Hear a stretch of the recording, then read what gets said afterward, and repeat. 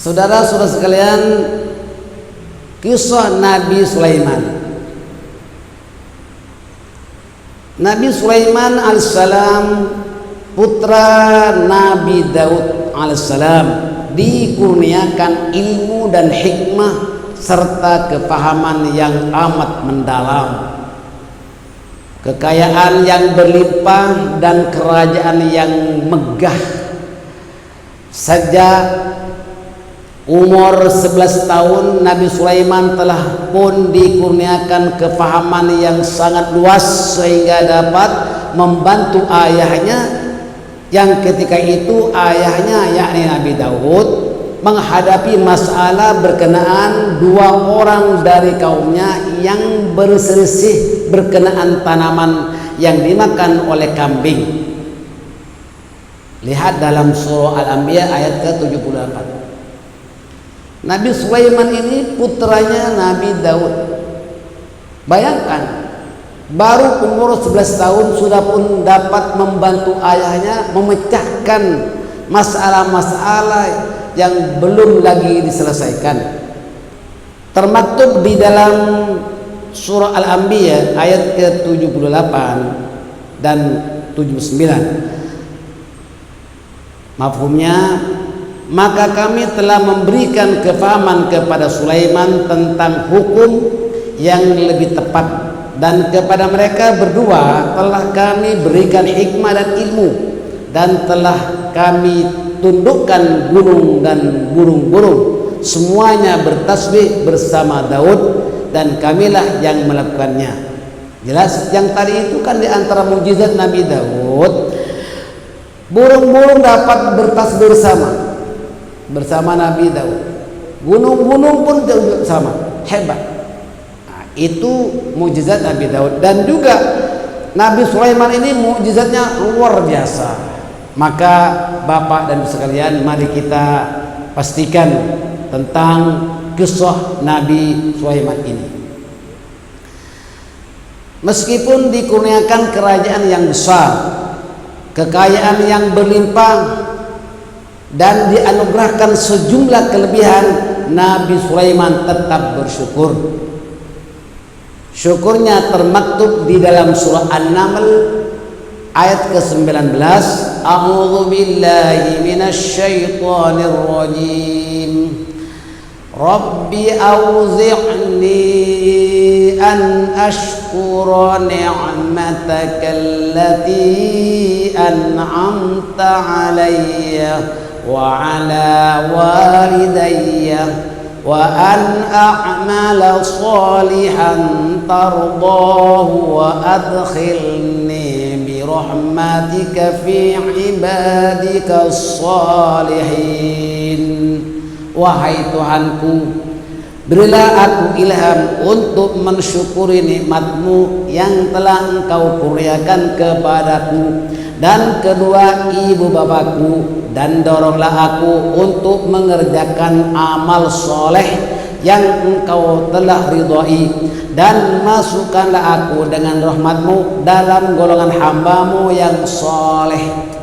Ini syukurnya Nabi Sulaiman diabadikan oleh Allah dalam Al-Quran surah An-Naml ayat ke-19.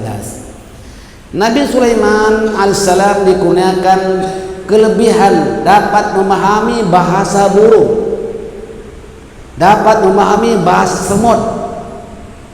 Hebat kan? Nabi Sulaiman pun paham juga bahasa semut.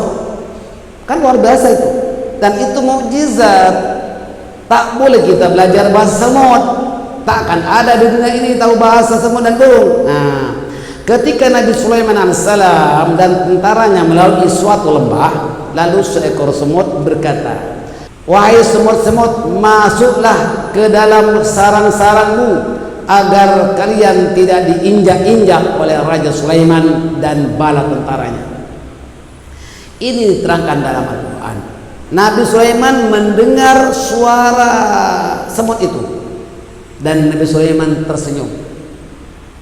Hebat, itu diterangkan dalam Al-Quran. Apa pelajaran yang terkandung? Bahwa semut itu berteriak kepada kawan-kawan yang lain supaya masuk ke dalam sarangnya. Itu maknanya semut pun ada prihatin kepada kawan-kawannya. Artinya tidak hanya mementingkan diri sendiri. Kalau ada manusia hanya mementingkan diri sendiri, itu kalah kepada semut. Betul? Mendengar perkataan semut itu, Nabi Sulaiman alaihissalam tersenyum dan berdoa sebagaimana termaktub di dalam surah An-Naml ayat ke-19 itu tadi. Setiap kali mendapat nikmat, Nabi Sulaiman alaihissalam terus bersyukur kepada Allah dan juga mensyukuri nikmat yang telah dikurniakan kepada kedua orang tuanya. Dengan mensyukuri nikmat Allah, maka kian bertambah keberkatannya. Jelas? Nabi Sulaiman walaupun dia mempunyai kerajaan yang amat besar, kerajaan yang indah, mempunyai tahta, mempunyai harta yang berlimpah, tapi dia tidak lupa bersyukur kepada Allah Subhanahu wa taala. Dan Nabi Sulaiman mendengarkan nasihat ibunya.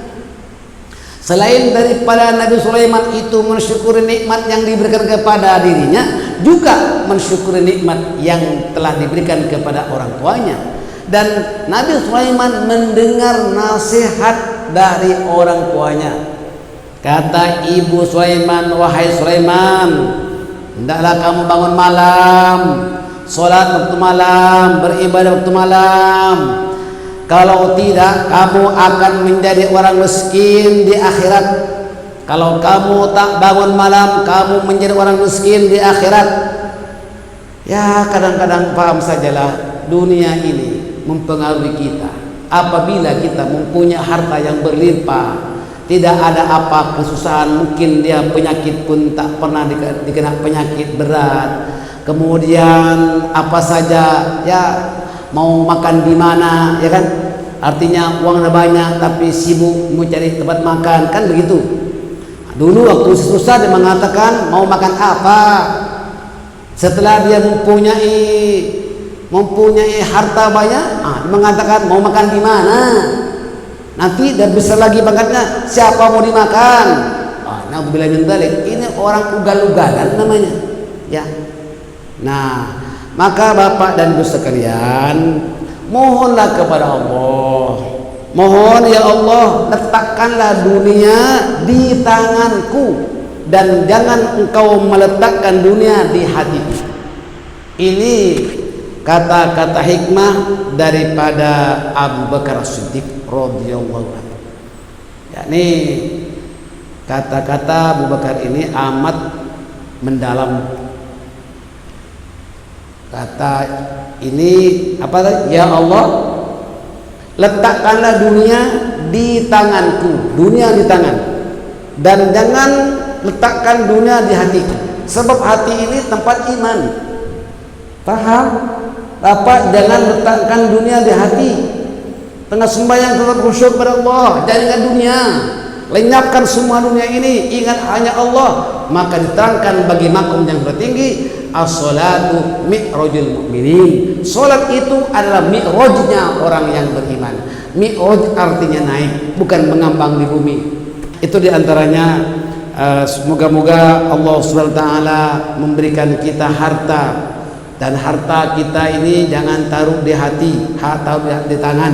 Artinya untuk kesejahteraan dunia dan akan bahagia di akhirat, ya bukan? Maka kita kena belajar berterusan, Pak. Jangan punting-punting.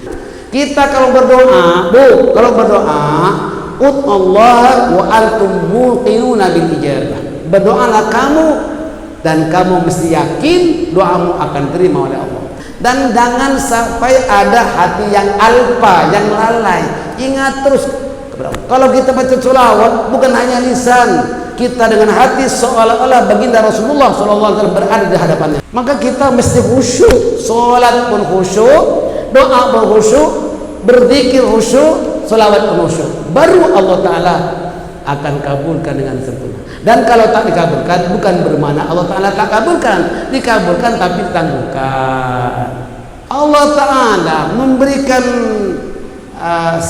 penyakit ataupun kita sakit, itu bukan bermakna Allah Ta'ala benci, bukan, tetapi Allah Ta'ala sayang kamu diuji dulu. Dalam hadis Bukhari Muslim dijelaskan, idza ahabballahu 'abdan ibtalahu, apabila Allah mengendaki hambanya, maka hamba itu diuji terlebih dahulu. Maka jangan diuji sebelum diuji. Diuji keimanan, jangan banyak mengeluh, banyaklah bersyukur kepada Allah, banyak bersabar. Insya Allah Anda akan berjaya sampai akhir hayat. Anda akan tersenyum simpul ketika nazar. Di mana tempatnya? Jelas kalau seorang itu waktu nazar mengeluarkan senyuman, tempatnya di surga. Amin ya rabbal alamin. Mudah-mudahan kita semuanya menjadi orang yang sulh khatimah, menjadi orang ahli surga. Amin ya rabbal alamin.